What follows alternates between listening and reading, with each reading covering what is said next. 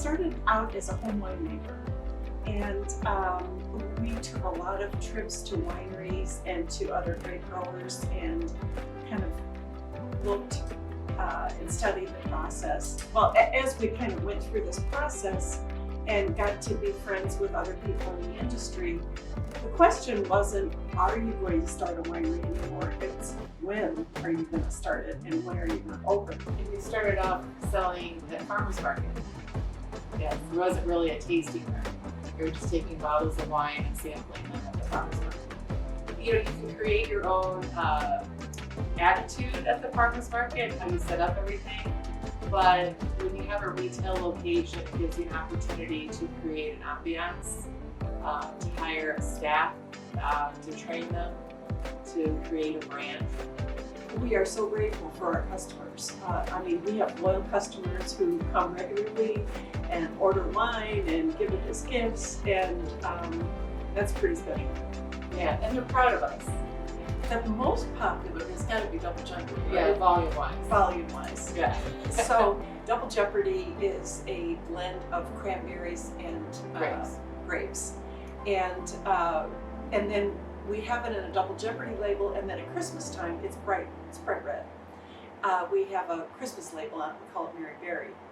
And so it's just been so crazy wild popular that we just decided to put it in cans, and we bubbled it.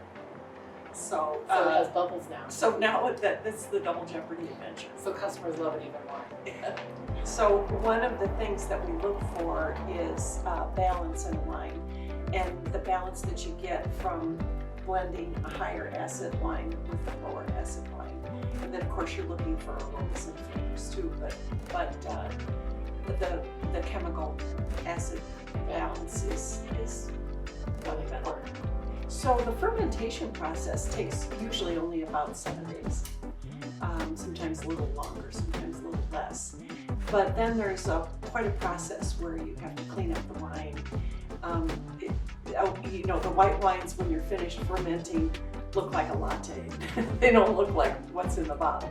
And so there's quite a process with not only aging, but also sort of cleaning up the liquid that includes time, settling, filtration, tweaking flavors.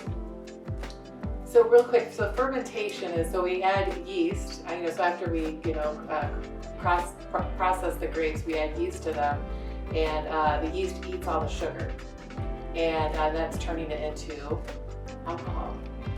And that's kind of Yeah, it's good to define terms. That's fermentation. So when the yeast have finished eating the sugar, they're sort of exhausted and full, and so they go to the bottom of the tank and die, and that's the end of fermentation. Yes.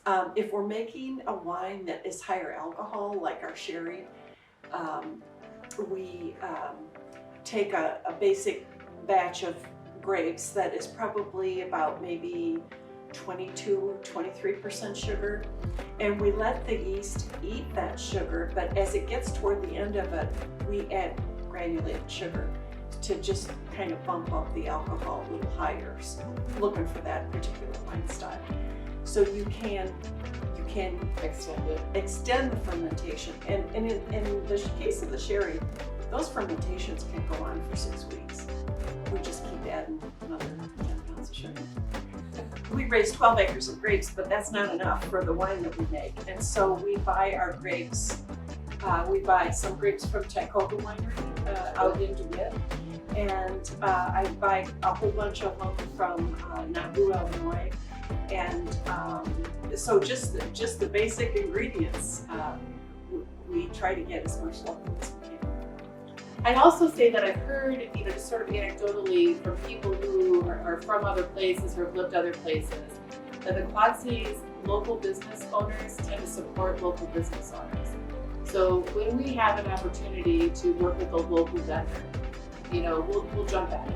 Yeah, and another thing that I think is good about Quad Cities in the area is that we work with other merchants, with other local businesses, and it's a very supportive environment. I'm not saying it's not supportive in the big city, but it's a very good climate here. Yes, and who each other are. Yes. Yeah. Well, both this location and their location are historic buildings that we've renovated and put a lot of time and heart into to restore them so that they can be used for our tasting room and a part of the experience. I think people looking for a daycation, something fun to do. We like to attract people who are looking for a little bit of fun. We do have live music at our locations throughout the summer. And the age range really does range from 21 to 80 is our age range. Here at this Davenport location, it tends to be younger students from the local colleges like Augie and Ambrose and Palmer. And then in LeClaire, our customers tend to be from other places. They're tourists and they tend to be a little bit older. It's a part of me, this business. I find it difficult to separate out, personal life, business life. I mean, we had brunch together yesterday and we talked about business. I mean, even though she's my mom, we always talk about business. Try local wine. Yes, give it a try. We have a wine for everyone.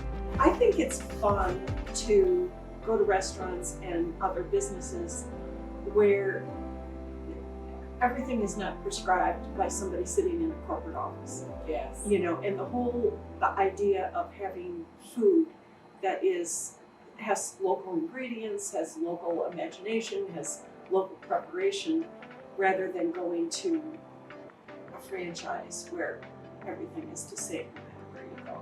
I think it's fun, it's interesting, and I think we have to all really work hard to support those places, or we're all going to end up looking like The same.